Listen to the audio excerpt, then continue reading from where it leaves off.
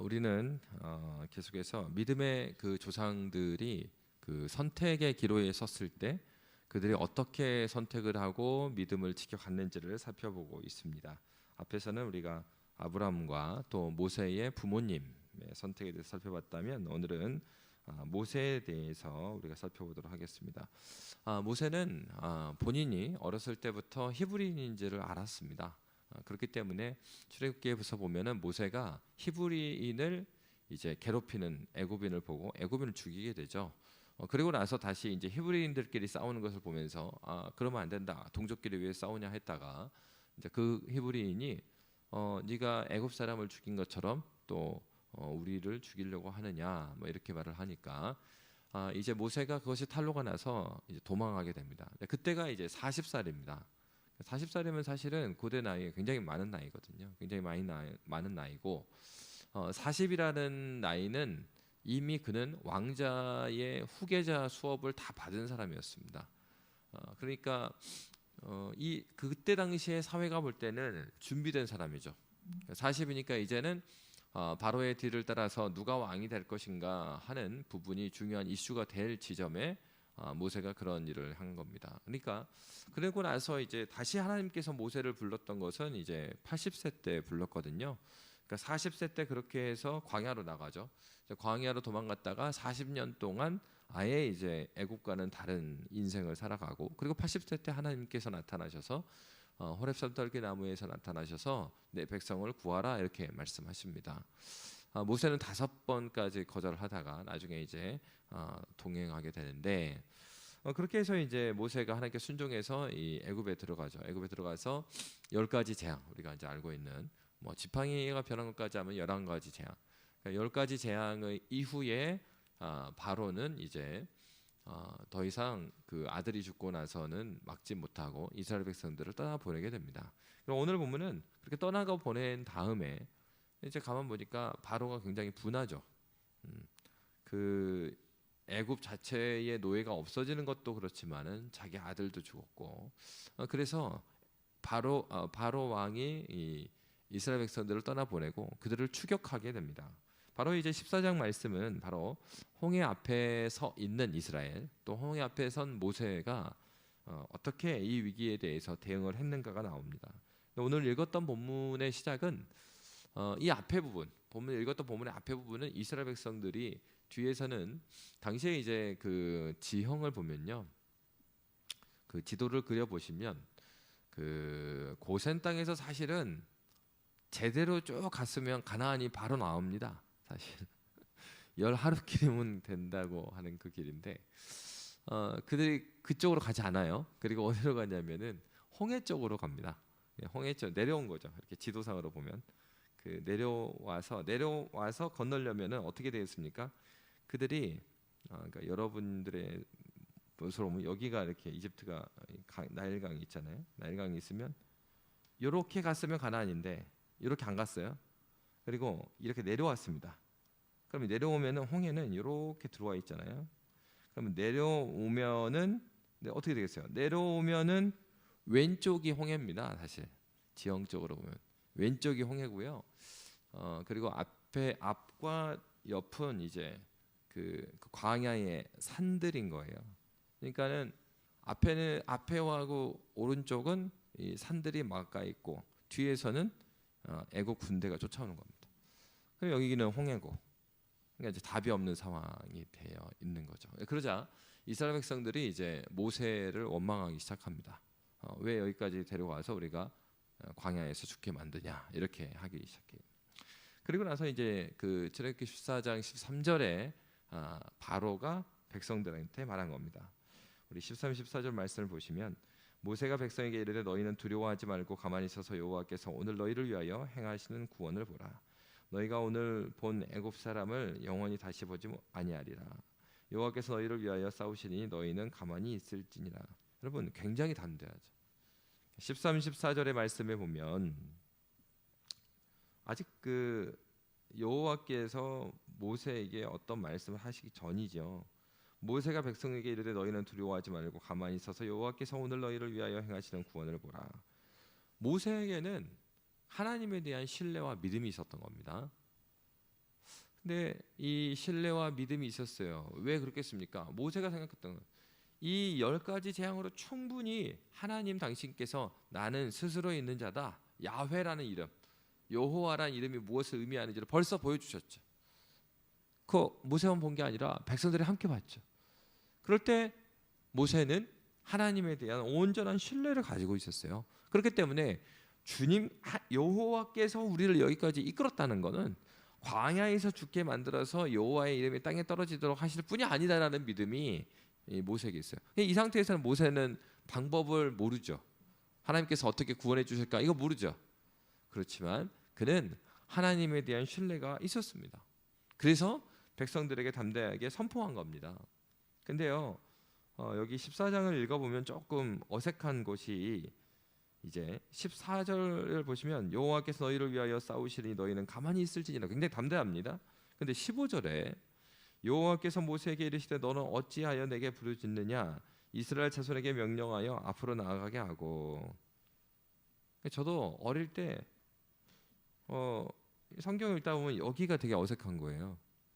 아니 13, 14장 이렇게 말했으면 15절에 칭찬하셔야 되는 거 아닌가? 근데 여호와께서 모세에게 이르시되 너는 어찌하여 내게 부르짖느냐, 이상하죠. 그래서 근데 이제 어떤 학자는 어떻게 보냐면 15절에 부르짖는다, 내게 부르짖느냐에서 이 부르짖음이 그 하나님께서 우리를 이끌어 주셨으니 주님께서는 우리를 구원하여 주십시오라는 부르짖음으로 보지 않는 분들도 있어요. 이제 어떻게 보냐면 이 부르짖음이 앞에서 10절 11절 10절에 보면 바로가 가까이 올 때에 이스라엘 자손이 눈을 들어본즉 애굽 사람들이 자기들 뒤에 이른지라 이스라엘 자손이 심히 두려워하여 여호와께 뭐 했대요? 부르짖고. 그리고 11절에 그들이 또 모세에게 이르되 애굽에 매장지가 없어서 당신이 우리를 이끌어내어 이 광야에서 죽게 하느냐, 어찌하여 당신이 우리를 애굽에서 이끌어내어 우리에게 이같이 하느냐. 그래서 이 10절의 부르짖음이 내용이 11절이잖아요. 그래서 어떤 학자들은 이 모세의 부르짖음이, 그러니까 15절에 너는 어찌하여 내게 부르짖느냐, 이 부르짖음이 10절 11절에 나오는 종류의 부르짖음이었을 거다라고 말하는 분들이 있습니다. 그러니까 어떻게 보냐면, 그러면 이제 그것 좀 이상하잖아요. 이 담대하게 했는데 왜 뒤에서는 또 그랬을까? 그 어간 14절과 15절의 사이에 있는 그 상황. 그래서 이제 어떤 학자가 주석을 그렇게 써놓은 걸 봤어요. 뭐라고 그랬냐면 모세가 그 13, 14절에 선포했을 때는 모세가 생각하기에 어느 정도의 거리가 있었다는 거죠. 그 애국 군대가. 근데 모세가 생각했던 그 수준을 넘어선 거예요. 더 가까이 온 거예요. 그러니까 어떻게 했습니까? 이제 모세 마음이 너무 급한 겁니다. 모세도 하나님께 부르짖은, 그러니까 기도하긴 한 거예요. 근데 기도했는데 어떤 경우의 기도냐면 원망 섞인. 하나님, 내가 저 백성들, 떨고 있는 백성들에게 하나님께서 여기까지 이끌어 주셨으니까 하나님께서 구원해 줄 거라 믿고 이렇게 선포를 했는데, 하나님, 지금 여기는 아니잖아요. 진짜로 이 백성들이 죽게 생겼는데 이거 아니지 않습니까? 막 이제 이렇게. 그래서 왜 그러냐면 바로 이제 그 15절의 그 뉘앙스, 여호와께서 모세에게 이르시되 너는 어찌하여 내게 부르짖느냐, 이제 이 말씀이 의미하는 바가 칭찬은 아니잖아요. 그래서 아마도 모세도 선포했어요. 그러니까 믿음이 없었던 게 아니에요. 믿음이 있어요. 그리고 하나님을 향한 믿음을 가지고 선포를 했는데 자기가 그어놓은 그 금을 애굽 군대가 넘어선 거죠. 그러니까 우리가 기도할 때도 그럴 때가 있다라는 거죠. 믿음이 있죠. 믿음이 있으니까 교회 나오고 우리가 예수 믿고 신앙생활 합니다. 그래서 우리가 어떤 문제가 있으면 기도합니다. 근데요, 믿음이 있다고 해서 시험에 빠지지 않고 넘어지지 않고 그러는 건가? 그렇지 않다라는 거를 성경은 보여주는 거죠. 그러니까 굉장히 이 믿음의 지도자였던 모세도 이런 상황 가운데 하나님께 그렇게 이런 식의 부르짖음을 할 수 있다라는 겁니다. 그러니까 우리는 그럴 때 이제 중요한 건 뭐냐면, 그렇게 하나님께 원망할 수도 있고 할 수 있는데 그 자체보다 더 중요한 건 왜 그렇게 됐는가죠. 그러니까 모세가 왜 그렇게 했어요? 모세가 믿음을 가지고 선포를 했지만 어떤 한계를 자기가 그어놓은 한계가 있는 거예요. 그러니까 하나님 여기 선까지는 요 선까지는 그래도 자기가 감당할 만해요. 그래서 그때는 믿음으로 막 고백하지만 그 선을 넘어서면 어떻게 해요? 두려워하고 떨게 되는 그 인간의 모습을 보여주는 거죠. 그러니까 모세도 어땠어요? 자기가 그어놓은 금이 있었을 것이다 라고 이렇게 말을 하는 거죠. 바로 그럴 때 하나님께서 다시 이야기를 해주는 거예요.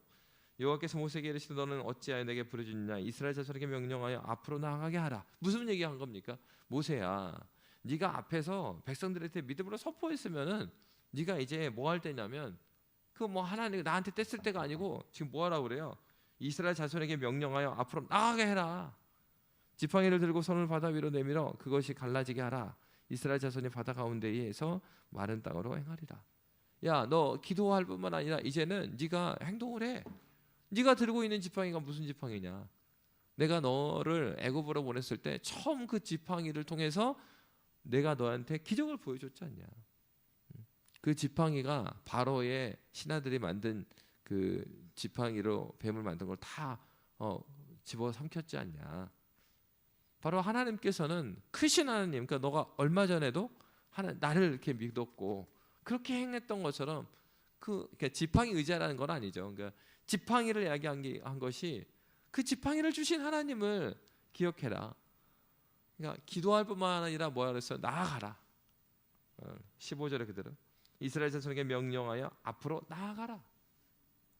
여러분 기도하는 사람 어떤 사람입니까? 기도와 함께 앞에서도 우리가 살펴봤지만 모세의 부모도 그런 사람들이었죠. 하나님 이 아이 특출하게 하나님께 주신 것 같은데 하나님 이 아이 살려주세요 하고 살려주세요 기도만 한 게 아니죠. 갈대 상자를 만들었어요. 그 다음에 애굽의 공주의 저기 언제 목욕하는지 이걸 다 알아놓은 거죠. 그런 것처럼 기도할 뿐만 아니라 모세에게도 하나님께서 뭘 얘기해요? 기도했으면 네가 그걸 의지해서 나아가라라고 말합니다. 그렇게 그렇게 말씀하실 뿐만 아니라 두려워하는 모세에게 16, 17, 18절의 말씀에 보면 하나님께서 애굽 사람들을 다 애굽 사람들의 모든 군대와 그의 병과 마병으로 말미암아 영광을 얻을 것이다. 18절에 내가 바로와 그의 병과 마병으로 말미암아 영광을 얻을 때 애굽 사람들이 나를 여호와인 줄 알리라. 19절, 20절 그렇게 하시고요. 하나님께서는 우리에게 이러한 믿음의 말씀을 해주시고 약속을 해주시고 가만히 있으신 분이 아니죠. 19, 20절에 보면 이스라엘 진 앞에 가던 하나님의 사자가 그들의 뒤로 옮겨 가매 구름 기둥도 앞에서 그 뒤로 옮겨 애굽 진과 이스라엘 진 사이에 이르러 서니 저쪽에는 구름과 흑암이 있고 이쪽에는 밤이 밝음으로 밤새도록 저쪽이 이쪽에 가까이 못하였더라. 하나님께서 뭐 하신 거예요? 원래 그 광야에 나가면은 하나님께서 불기둥과 구름기둥으로 함께 하셨잖아요. 그러니까 구름기둥으로 함께 하셨대요. 그럼 구름기둥으로 함께 하셨다라는 얘기는 지금이 언제라는 얘기입니까? 낮이죠, 낮. 낮에는 구름으로 밤에는 불기둥으로 함께 하셨으니까. 그러니까 낮에는 구름으로 함께 하셔서 이 햇볕 그 광야의 사막에서의 햇볕으로도 보호하시고 밤에는 이제 온도 물론 이제 우리 여기처럼 이렇게 추운 건 아니지만 온도가 많이 내려가는데 사람이 그렇다잖아요. 그 진짜로 온도가 추워서 죽는 게 아니라 상대적으로 죽는데요. 저도 남아프리카 공화국에 선교사 대회 때 가보니까 선교사님들 하는 얘기예요. 남아공에서 아프리카에서 얼어 죽는 사람이 있다는 거예요. 그냥 이제 사막에서 낮에는 온도가 막 엄청 올라가고 밤에는 떨어지는데 영하로 떨어지는 일은 없대요. 근데 그 온도차 때문에 죽는다는 거 사람이. 진짜 절대적인 온도가 아니라 그런 것처럼 여기도 이제 밤에는 하나님께서 그래서 불기둥으로 함께 하셨죠. 그래서 그들을 보호하시는 짐승으로부터도 보호하시고 또 온도적인 면에서도 그들을 보호하시는 그런 일을 하시는데 지금 구름이 떠 있다는 거는 이제 낮에. 근데 구름이 어때요? 낮에는 그들이 보통 그 이동을 했습니다. 이동을 하면 뭘 따라가는 거예요? 구름이 가는 거 따라가는 거예요. 그래서 법궤를 들고 맨 앞에 가지만은 법궤를 들었던 레위인들이 길을 아는 게 아니고 가면 구름이 이동하는데 따라가는 거예요. 근데 오늘 본문에 보니까 어떻습니까? 앞에 갔던 구름이 이제 뒤쪽으로 와서 뭘 해주신 거예요? 애굽 군대와 이스라엘을 갈라놓으셨습니다. 현장은 같이 있어요 지금, 그죠? 홍해 앞에 있고 또 홍해 안에 이제 들어가게 되는 그런 현장인데 현장은 같이 있습니다. 그런데 그때에 하나님께서는 분명히 그의 백성과 그렇지 않는 자들을 이렇게 분리해 주세요. 무엇이 연상이 되냐면 창세기 3장 15절의 말씀에 보면은 하와가 범죄했을 때 뱀에게 하신 얘기가 무엇입니까? 너와 여자가 원수가 되게 하겠고 너의 후손과 여자의 후손이 원수가 되게 하겠다. 뭘 말씀하신 것입니까? 구원에 대한 얘기를 한 거예요. 사탄에 의해서, 뱀이라고 상징되는 사탄에 의해서 그의 백성들이 다 사탄의 이 졸개가 되고 뭐 쓰러져 가고 그런 내버려 두신 게 아니라 그의 백성들 어떻게 해주세요? 구별해 주신 거예요. 나눠 주신 거예요. 보호하고 계시는 것입니다. 무엇입니까? 하나님을 믿고 순종하는 자에게 하나님께서 첫째 해주시는 일은 그들을 보호하시는 거예요. 분리해 주시는 거예요. 그들은 이런 것을 기대하고 상상할 수가 없었습니다. 그런데 우리 하나님께서는 말씀하셨죠. 말씀하셨을 뿐만 아니라 순종하는 자에게 실제로 하나님께서 그들을 구원하신 첫 번째 일, 그들을 구별해 주셨습니다. 그리고 어떻게 하십니까? 우리 21절 말씀부터 쭉 보시면 모세가 바다 위로 손을 내밀매 여호와께서 큰 동풍이 밤새도록 바닷물을 물러가게 하시니 물이 갈라져 바다가 마른 땅이 된지라. 이스라엘 자손이 바다 가운데를 육지로 걸어가고 물은 그들의 좌우에 벽이 되니 애굽 사람들과 바로의 말들 병거들과 그 마병들이 다 그들의 뒤를 추격하여 바다 가운데로 들어오는지라. 새벽에 여호와께서 불과 구름 기둥 가운데에서 애굽 군대를 보시고 애굽 군대를 어지럽게 하시며 그들의 병거 바퀴를 벗겨서 달래기가 어렵게 하시니 애굽 사람들이 이르되 이스라엘 앞에서 우리가 도망하자 여호와가 그들을 위하여 싸운 애굽 사람들을 치는도다. 이제 새벽이 됐어요. 그러니까 그렇게 되기를 홍해 앞에서 낮에 만났다가 어찌어찌하다가 날을 거의 새는 거죠. 그래서 여러분 이게 지금 출애굽기 말씀에 보면은 이렇게 그 민수기 말씀에서 보고 하면 출애굽한 사람들이 남성들만 해서 한 60만이 되거든요. 60만이면 뭐 한 4명씩 만약에 가족을 4명씩으로 생각하면 6, 4, 24 하면은 한 250만 정도가 지금 이렇게 가고 있다고 봐야 됩니다. 여러분 250만이라는 숫자가 작은 수가 아니죠. 어마어마한 숫자입니다. 그러니까 안양시가 한 70만쯤 됐나 봐요. 그 4배. 250만. 그 사람들이 여기를 이동을 해야 됩니다. 그러려면요. 이게 대충 길이 이렇게 나면 안 되고 250만만 있을 뿐만 아니라 그 애굽에서 뭘 가져왔어요? 가축들도 많이 가져왔죠. 그러니까 가축과 함께 이 홍해를 건너가려고 그러면요. 그다음에 이 홍해를 쭉 건너갔을 때 학자들이 말하기를 최소한 그 걷는 이 사람들 250만이 한꺼번에 해갖고 쭉 걸어가려서 건너갔을 때 이 바닥은 지금 동풍으로 다 말랐다고 했으니까 그러면 최소 이 폭이 3km여야 된대요. 폭이 3km. 근데 이것도 좀 우습죠. 그러니까 폭이 3km인데 애국 군대는 따라왔어도 분리를 해놓고 있는 거예요. 못 오고 있는 거예요. 따라는 왔어요. 따라는 왔지만 계속 이동할 때 계속 따라올 거 아니에요. 근데 그 사이에 이 새벽에는 불과 구름 기둥으로 이렇게 막고 계셨다고 하니까 여러분 어마어마한 일이 그들 앞에 펼쳐지고 있는 겁니다. 같은 시간에 지금 있어요. 애국 군대나 이스라엘 사람은 같은 시간에 있어요. 그리고 같은 공간에 있어요. 그리고 같은 물이에요. 근데 여러분 잘 보십시오. 같은 시간, 같은 공간, 그리고 그 물 가운데 그들이 같이 있습니다. 그런데요, 바로 이 일은요, 어떤 자들에게는 구원의 일이었고요, 어떤 자들에게는 이것은 죽음의 길이었습니다. 무엇이 다릅니까? 하나님을 의존하고 하나님께서 말씀하신 대로 발을 낸 사람과 자기들의 정욕으로 발을 낸 사람, 사실은 겉으로 볼 때는 똑같은 길 아닙니까? 그리고 똑같이 결정해서 똑같이 가고 있는 것처럼 보입니다. 그렇지만은 어떤 사람들, 그러니까 바로와 그들은 자기들의 욕망에 따라서 온 거죠.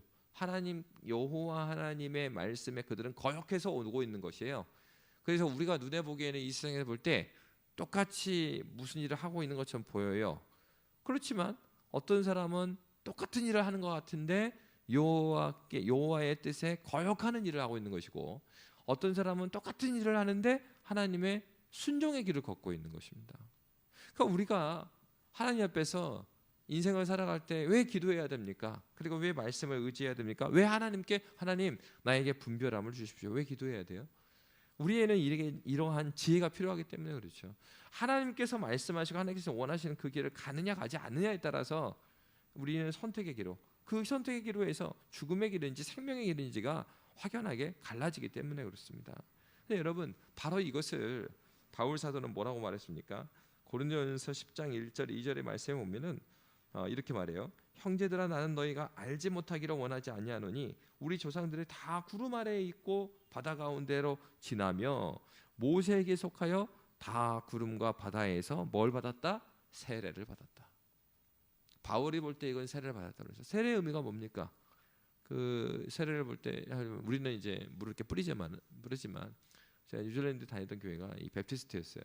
그래서 이 그 세례식을 할 때마다 이 세례탕이 있습니다. 여기 침례탕이죠. 그래서 예배 막 인도하다 보면 뒤에 해가지고 이렇게 바닥이요 쭉 올라와요. 그래서 가면은 큰 목욕탕이 나옵니다. 그래서 거기서 이제 침례를 이렇게 하는데 3번을 하더라고요. 그래서 이제 침례 받은 사람이 이렇게 옷을 갈아입고 하얀 옷 입고 이렇게 딱 있으면은 거기 장로님하고 목사님이 그러니까 성부화하면서 한번 들어가요. 다시 꺼내주면 성자화하면서 다시 물속으로 아예 잠겼다가 다시 꺼내고 성령의 이름으로 이렇게 3번. 그래서 뭡니까? 그 의미하는 게 뭐예요? 내 옛사람이 죽고 내가 성부, 성자, 성령의 이름으로 새 사람이 됐다라는 얘기잖아요. 세례가 의미하는 건 뭐예요? 죽음과 다시 삶인 거죠. 그러니까 오늘 본문에서 바로 뭐예요? 홍해 앞에서 이스라엘 백성들은 죽었던 거예요. 자기들은 죽음의 자들이 이 홍해를 건너면서 어떻게 했어요? 근데 어떤 사람들이 있습니까? 믿음으로 그곳에 동참하지 않은 자들은 거기서 죽었습니다. 믿음을 가지고 함께 했던 자들은 살았고, 믿음으로 살지 않은 걸어갔던 자들, 바로와 그 군대들은 거기서 다 모두 수장되고 말았습니다. 결국은 바로 이 홍해 사건을 어떻게 봤습니까? 하나님에 대해서 살고 세상에 대해서는 죽는 것이 바로 세례였다. 이스라엘 백성, 너희의 믿음의 조상들이 그렇게 하나님을 깊이 만나는 그 역사, 그 살아간 역사는 바로 믿음으로 걸어간 것이었다라고 말하고 있습니다. 우리의 인생길을 어떻게 걸어가고 우리가 어떻게 기도해야 되겠습니까? 때로는 기도하는 사람도 모세처럼 넘어질 수 있습니다. 그러나 중요한 것은 넘어진다 하더라도 믿음의 길, 하나님께서 말씀할 길을 걷는 자에게는 생명이 있다라는 것을 우리에게 보여주고 있습니다. 하나님께서 오늘이라는 삶 가운데 우리 교회를, 우리 가정을, 또 우리 인생을 믿음의 길로 걷게 하시고 또 믿음의 길로 순종하여서 그 발을 뗄 때 하나님께서 홍해를 갈라주신 것처럼 우리의 삶을 열어주시기를 주의 이름으로 빕니다. 함께 기도하겠습니다.